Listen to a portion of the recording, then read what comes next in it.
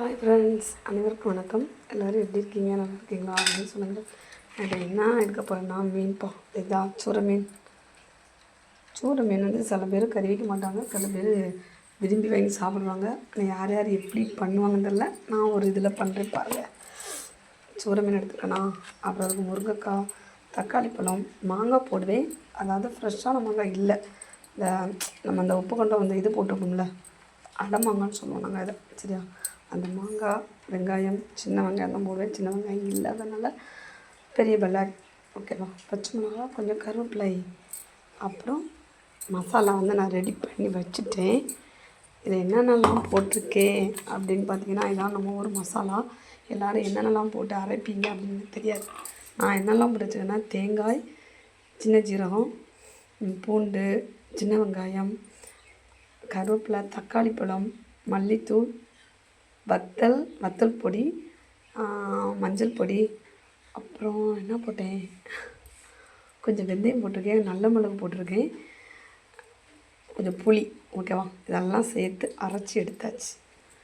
ஓகேவா? இது வந்து நாங்கள் தாளிக்க மாட்டோம் அதிகமாக. எங்கள் ஊரில் பார்த்திங்கன்னா நான் வந்து இந்த மீன் கறி வந்து தாளித்து தான் வைப்பேன். ஓகேவா? இது நிறைய பேருக்கு சூரை அப்படின்னாலே பிடிக்கிறதில்ல. ஆனால் நம்ம தாளித்து தான் வைக்க போகிறோம். எண்ணெய் ஊற்றியாச்சு. அதை பார்த்துக்காங்க, கடுகும் கொஞ்சமாக வெந்தயம். ஓகேவா? அது போட்டுட்டும். அது போட்டிடுச்சுப்பா. அப்படியே கருவேப்பிலை, பச்சை மிளகா, வெங்காயம். ஓகேவா? போட்டாச்சா? அதை வதக்கிடுவோம். வதக்கியாச்சு. ஓகேவா? லைட்டாக வதக்கினா போதும். நம்ம வந்து குழம்பு தான் வைக்க போகிறோம். தக்காளி பழம், தக்காளி பழம் போட்டு வச்சா. அப்புறம் நெக்ஸ்ட் வந்து என்ன போகிறேன்னா, மீன் தான். இதோ லைட்டாக கொஞ்சம் இது பண்ணால் தான் நல்லாயிருக்கும். ஏன்னா சில பேர் சாப்பிடவே மாட்டாங்க. சூடு மீன் எப்படிப்பா குழம்பு சாப்பிட்றீங்க அப்படின்னு கேட்டிருக்காங்க. மீனோட தலையை பிறகு பூக்கத்தெல்லாம் எடுத்துட்டேன். அப்படியே சும்மா லைட்டாக ஒரு கிளறணும். மீன் செம்ம ஐஸு.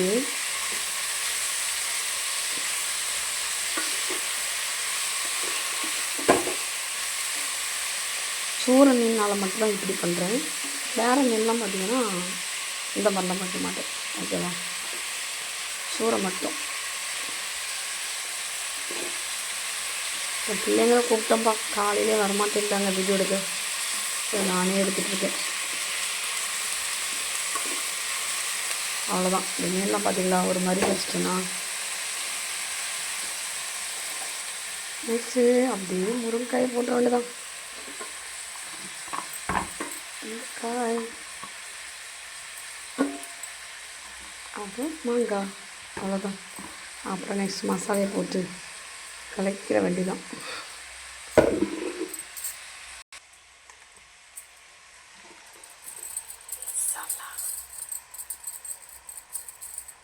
ஒருத்தவங்க ஒவ்வொரு மாதிரி மசாலா வைப்பாங்க.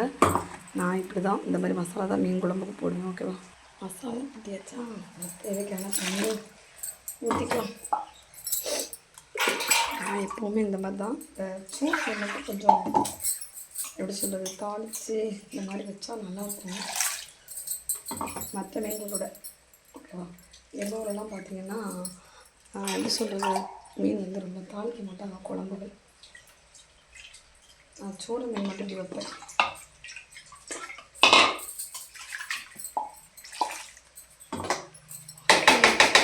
ஆப்பையெல்லாம் போட்டு கிளறினா நல்லா இருக்காது. நம்ம கையாலேயே கிளறிக்க வேண்டியதான். லைட்டாக சூடு இருக்கும், அவ்வளோதாங்க. அதெல்லாம் பெருசாக தெரியாது.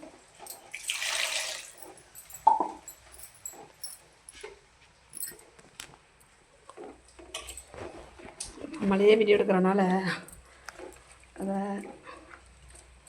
இதுதான் மீன் பாருங்கள், கொஞ்சம் இதாகிடுச்சு. நம்ம எண்ணெயிலே போட்டு இது பண்ணோமா, இந்த மாதிரி ஆகிடுச்சு பாருங்கள். நல்லாயிருக்கும். இது சூரை மீன் மட்டும் இந்த மாதிரி பண்ணால் பாருங்கள் எப்படி இருந்துச்சு பார்த்தீங்களா?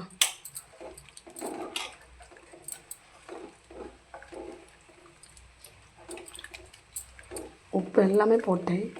ஏன்னா உப்பு வந்து மசாலா கூட அரைச்சிக்கிடுவேன். ஏன் அப்படி பார்த்தீங்கன்னா மிக்சிக்கு நல்லது. ஏன் அப்படின்னா நம்ம ஜார் வந்து பிளேடு ஷார்ப்பாக இருக்கும் உப்பு போட்டு அரைச்சா அப்படின்னு சொல்லுவாங்க. அதனால் நான் வந்து மசாலாலே அரைச்சிருவேன். நம்ம தேவைக்கு தண்ணி ஊற்றிக்கலாம்ப்பா. ஓ, ஏன்னா இந்த மசாலா வேகணும், ஒன்று மீனும் வேகணும். ஓகேவா? நான் தான் இவ்வளோ தண்ணி வச்சுருக்கேன். இதுதான் உப்பெல்லாம் ஃபஸ்ட்டே போட்டே கரெக்டாக தான் இருக்கும் நம்ம உப்பு போடுறது. ஓகே, அவ்வளோதான். இனி இதை மூடி குளிக்க வைக்கிறது தான் நம்ம வேலை. ஓகேவா?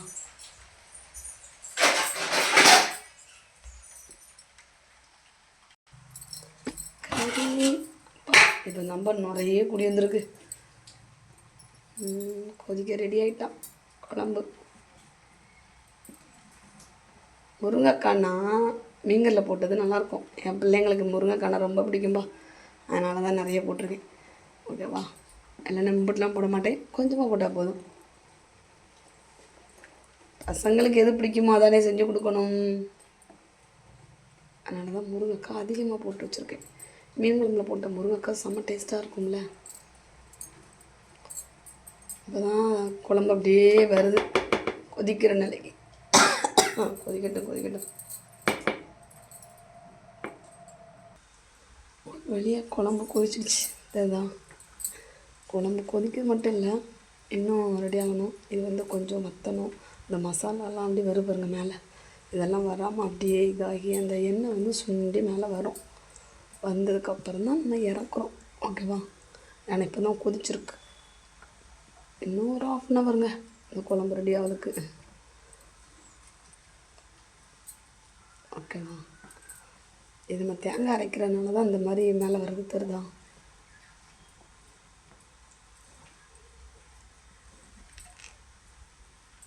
நல்லா கொதிக்க ஆரம்பிச்சிச்சு. மீனை பாருங்க எப்படி இருக்குன்னு.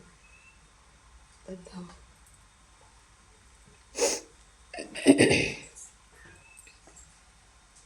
பசங்களுக்கு முருங்கைக்காய் ரொம்ப இன்ட்ரெஸ்ட்டுப்பா. அதனால் மீனில் வந்து அதிகமாக போடுவேன். முருங்கைக்காய் போடாமல் வச்சா வேறு மாதிரி இருக்கும் டேஸ்ட்டு. ஒவ்வொரு டேஸ்ட்டும் ஒவ்வொரு மாதிரி இருக்கும். இப்போ தான் கொதிக்க ஆரம்பிச்சிருக்கு. இதே இந்த குழம்பு கொஞ்சம் வற்றணும். இப்படியே நம்ம சாப்பிட முடியாது, கொஞ்சம் வற்றட்டும். கொதிச்சிட்டே இருக்குப்பா. இன்னும் மீன் ரெடி ஆகலை. ஏன் இந்த முருங்கைக்காயெலாம் வேகலை பாருங்கள், தெரியுதா? முருங்கைக்காயெலாம் நல்லா வேகணும் ஃபஸ்ட்டு. மாங்காய் ரெடி ஆகலை. குழம்பு இன்னும் கொஞ்சம் வற்றி வரணும்.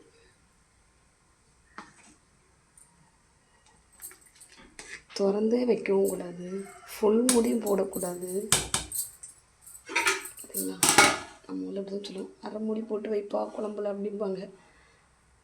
பாதி ஓகே, ஃபுல்லாக வைக்கிறதுலாம் ஒன்றும் இல்லை. உப்பு கம்மி கூடுதல் அந்த மாதிரி ஏதாச்சும் இருந்தாங்க பொங்கி வெளியே சாடும். இல்லைன்னா நார்மலாக இருந்தால் கரெக்டாக உள்ளே இருக்கும். ஓகேவா?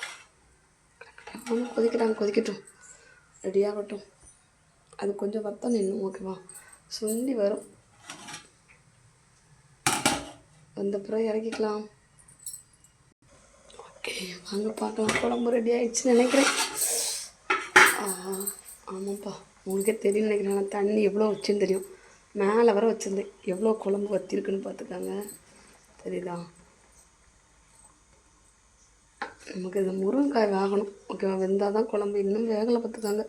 குழம்பு கிட்டத்தட்ட ரெடி ஆகிடுச்சு. ஆனால் முருங்கைக்காய் வெந்துடுச்சு.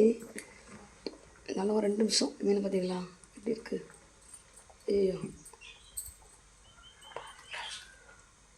முருங்கைக்காய் மாங்காய் அதெல்லாம் ரெடி ஆகிடுச்சு.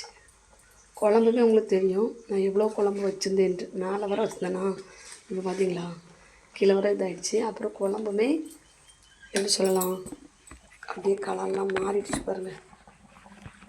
தெரியுதா உங்களுக்கு?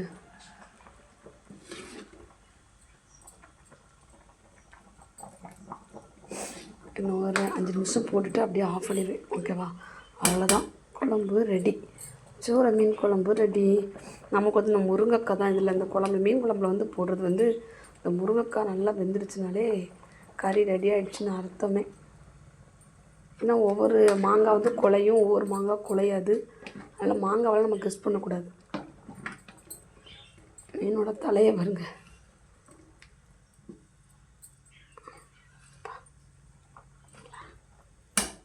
எப்படி நான் இன்னும் 5 நிமிஷம் கழிச்சு தான் ஆஃப் பண்ணுவேன்.